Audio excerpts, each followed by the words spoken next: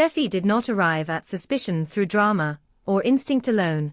It crept in through patterns, through timing that was too precise to be coincidence, through decisions made inside Forrester that seemed to echo back at them almost immediately from the outside.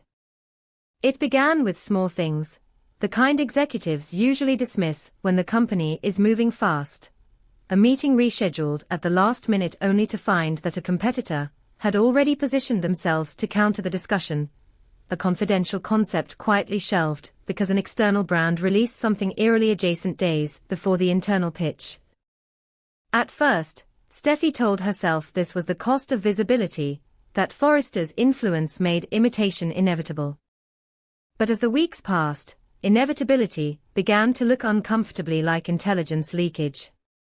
Someone was not guessing. Someone was listening. The pressure around her intensified as Katie prepared to step into a new chapter of her life with a fashion house bearing her own name, a move that arrived at precisely the moment the Logan-Forrester conflict had become the central narrative of the industry. The media framed it as a clash of bloodlines and ambition, of legacy versus reinvention, but Steffi felt the deeper stakes pulsing beneath the headlines. This was not merely about Katie's independence or Ridge's pride. It was about control of narrative, of momentum, of who shaped the future while the past struggled to defend itself.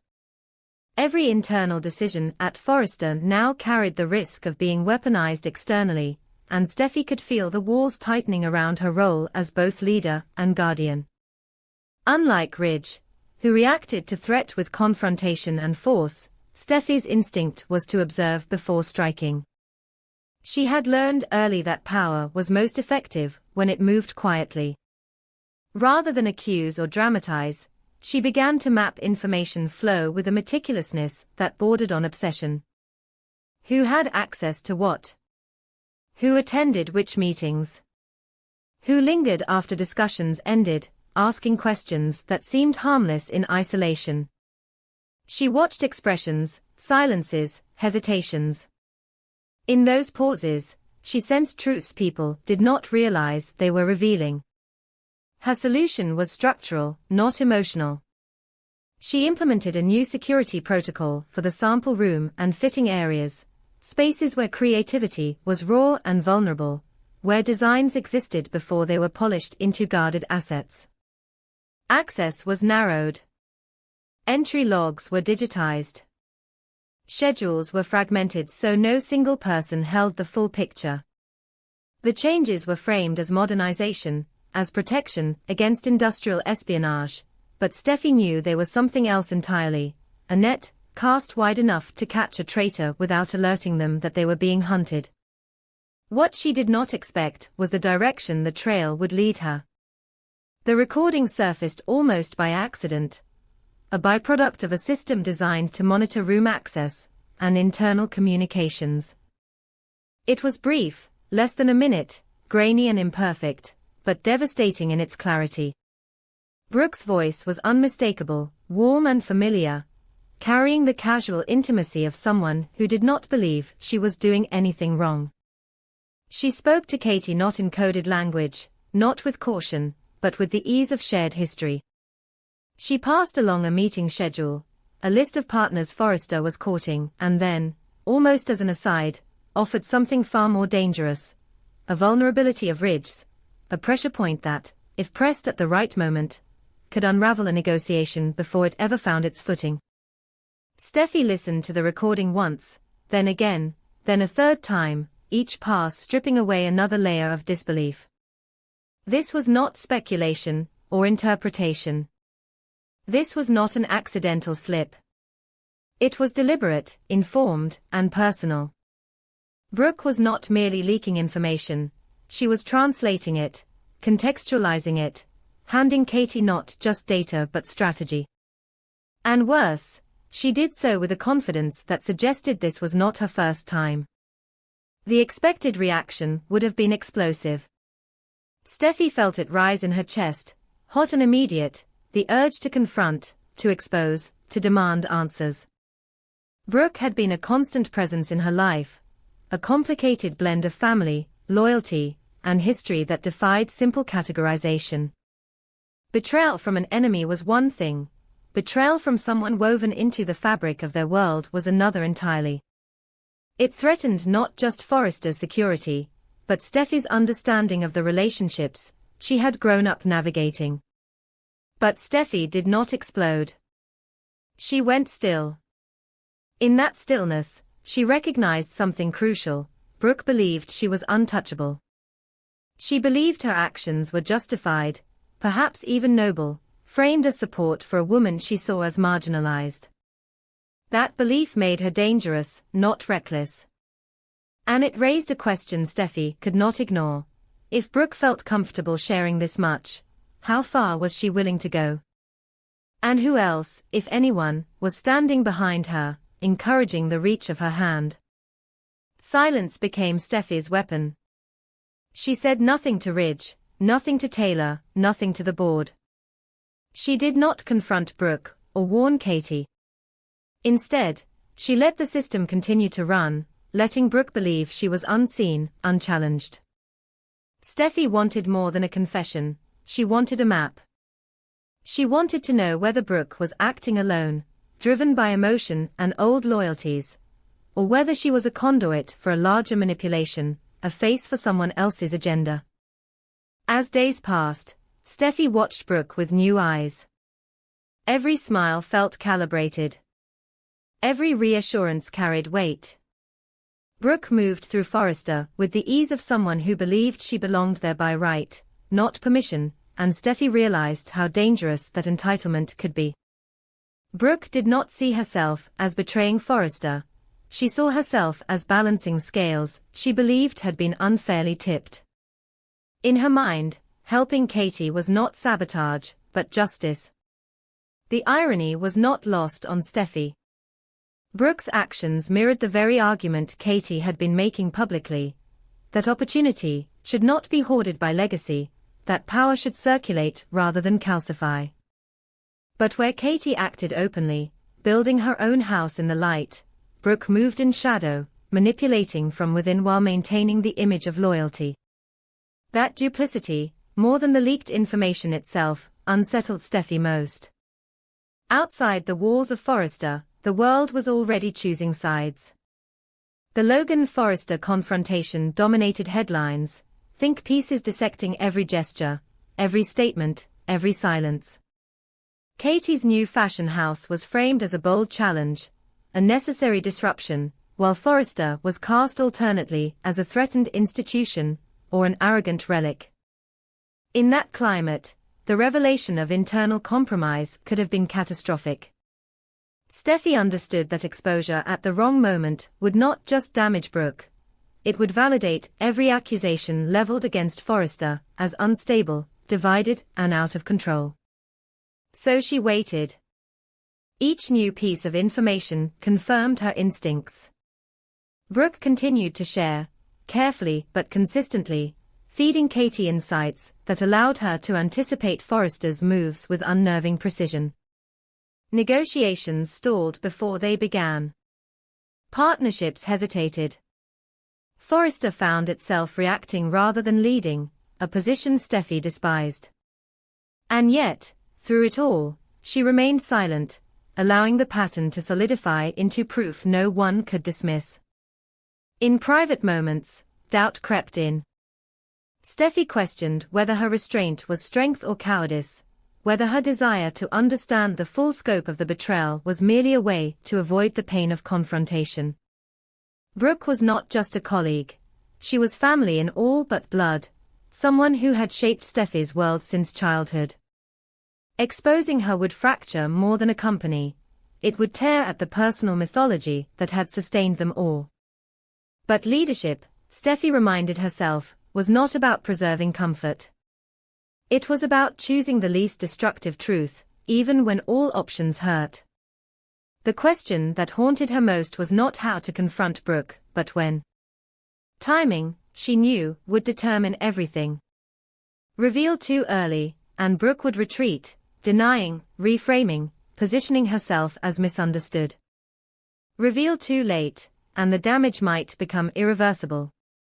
Steffi began to plan not just an exposure, but a reckoning, one that would force clarity rather than chaos. She also considered Katie, the other axis of this quiet war. Katie was not innocent in this, but she was not the architect either. She had accepted Brooke's information without hesitation, driven by a mix of ambition, vindication, and survival. Steffi wondered whether Katie saw Brooke as an ally or merely a useful channel, and whether that distinction mattered in the end. If Brooke fell, would Katie step forward, or would she claim ignorance and distance herself from the shadows that had helped her advance? These were the questions Steffi held close as she continued to watch, to listen, to let the silence stretch. She wanted to know not just what Brooke would do next, but how far she believed she could go without consequence. Because in that belief lay the key to dismantling whatever game was being played behind her back. By choosing patience over confrontation, Steffi transformed suspicion into strategy. She allowed the truth to reveal itself fully, unforced and undeniable. And as she waited, she understood that when she finally spoke, it would not be in anger, but with precision. Not to punish alone, but to reclaim control of a narrative that had slipped too close to the edge. The quiet before the storm settled deep into Forrester's halls, heavy with unspoken knowledge. Steffi stood at its center, composed and watchful, fully aware that silence, once broken, would change everything. Late nights had become Steffi's refuge, the only hours when the Forrester offices felt honest. During the day, the building pulsed with curated confidence, designers smiling through tension, executives speaking in half-truths, assistants moving briskly, as if speed alone could outrun uncertainty. At night, the corridors emptied of performance. Lights dimmed.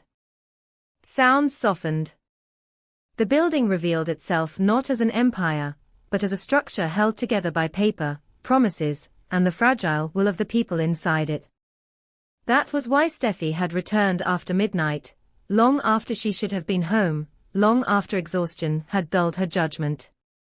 A set of documents tied to hope for the future needed her signature, and she wanted them handled cleanly, quietly, without the audience that every decision now seemed to attract. Hope for the future had never been just another line. From the moment it was conceived, it carried symbolism heavier than its balance sheets. It represented redemption narratives, moral branding, and a carefully cultivated image of ethical leadership. It also carried scars.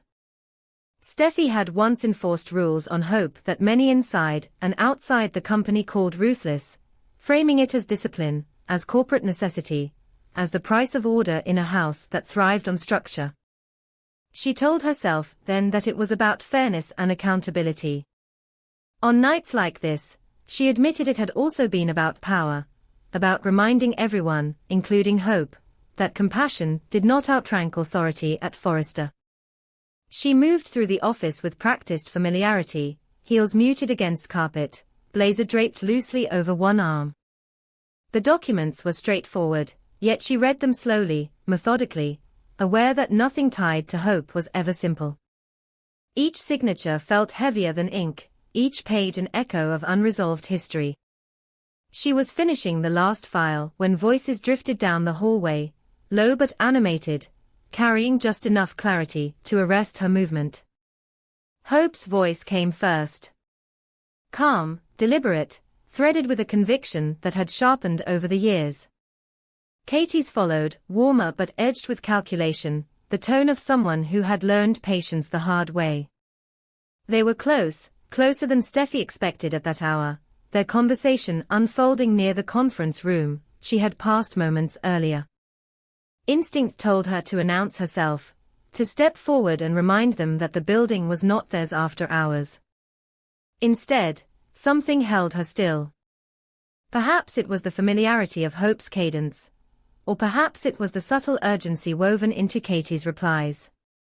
Steffi slowed, then stopped, the folder of documents pressed lightly against her side. She did not intend to eavesdrop. She did not need to.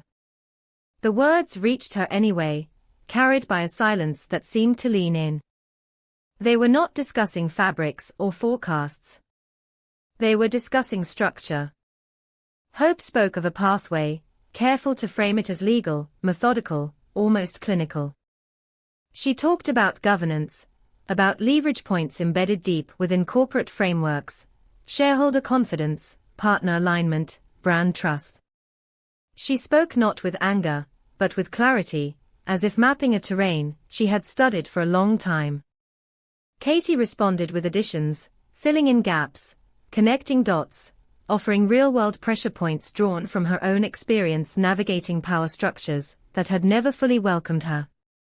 Steffi felt her chest tighten as comprehension assembled itself piece by piece. This was not a venting session. This was not idle speculation fueled by frustration. They were outlining a strategy. The words that froze her came quietly, almost casually, not a direct attack, not a public confrontation, but a redirection of loyalty. A controlled erosion of confidence. A sequence of moments engineered to trigger concern among shareholders and partners, nudging them toward what Katie referred to as a new center of gravity. Ridge's name surfaced not as a villain to be destroyed, but as an obstacle to be rendered irrelevant. Steffi stood behind the door frame, unseen, her breath shallow. In that moment, the office around her transformed. The familiar walls no longer felt like the stronghold she had defended for years. They felt permeable, vulnerable, already compromised. She realized with unsettling clarity that what she was hearing went far beyond competition between brands or personalities. This was a blueprint for displacement. Hope's voice softened as she spoke of inevitability. She framed the plan as evolution rather than rebellion, as progress rather than betrayal. She spoke of systems that outgrew their architects, of leadership models that expired quietly while believing themselves eternal. Katie affirmed the sentiment, emphasizing optics, timing, and the importance of appearing reluctant rather than aggressive. They spoke of crisis not as chaos, but as opportunity, something to be activated, guided, shaped. Steffi felt the ground shift beneath her certainty. She had always believed that power at Forrester was threatened by emotion, by impulsive acts like Ridge's public confrontations or Bill's explosive interventions. What she was hearing now was colder, more disciplined, and infinitely more dangerous. This was not about bruised egos or revenge. This was about control of narrative and infrastructure, about bending the system until it favored a different outcome without ever appearing broken. As Hope referenced hope for the future, Steffi's grip tightened around the folder in her hand. The line she had once disciplined, once constrained under the guise of policy, was now positioned as moral leverage, a symbol capable of drawing allies away from Ridge's authority. Steffi recognized the irony immediately. The very program she had enforced as proof of order was being reproposed as evidence of stagnation, of leadership misalignment. Hope was not rejecting the rules anymore. She was rewriting the context in which they applied. Katie's role became clearer with every exchange. She was not the visionary, but she was the engineer. She spoke of precedents, of shareholder sentiment patterns, of how trust eroded not through scandal alone, but through uncertainty amplified by repetition. She understood how markets responded to doubt, how partners recalibrated when stability wavered. Steffi realized that Katie was not improvising. She was drawing from experience, from years of watching power wielded without her consent.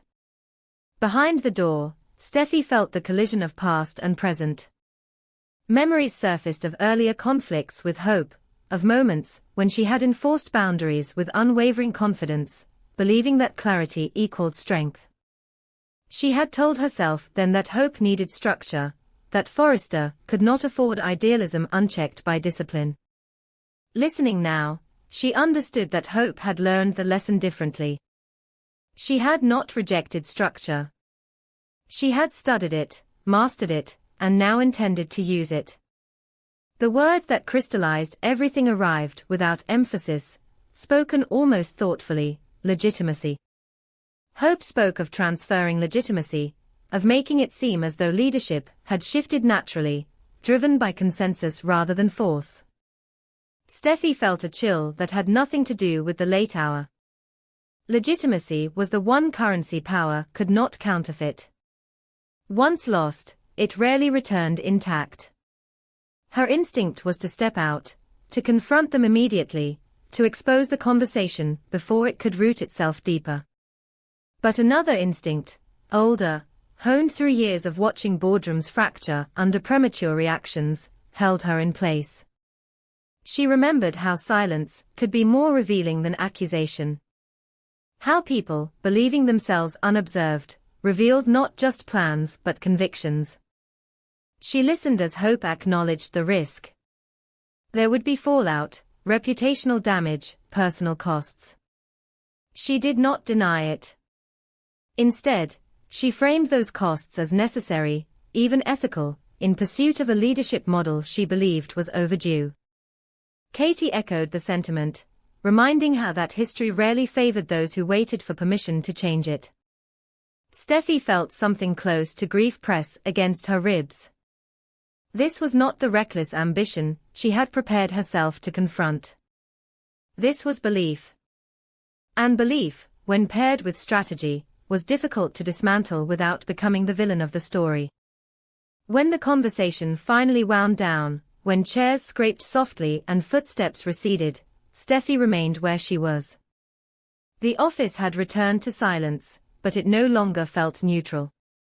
It felt charged, like air before a storm that no one else in the building yet sensed. She moved slowly, deliberately, closing the folder without signing the final page. The signature could wait. What she had overheard reframed everything. This was not a skirmish between creative visions. This was an attempted transfer of power executed through legitimacy, narrative, and timing. A coup, not in the dramatic sense of force, but in the quieter, more effective sense of consent redirected. As Steffi stepped back into the corridor, she understood that her role had changed.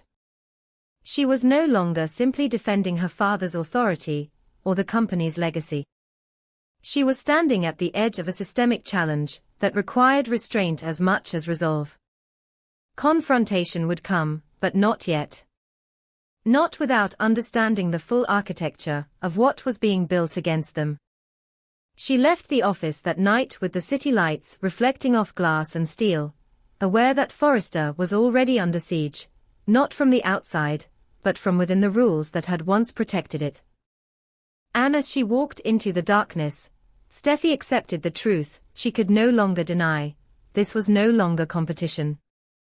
It was a revolution in tailored language, and she had just become its first unintended witness.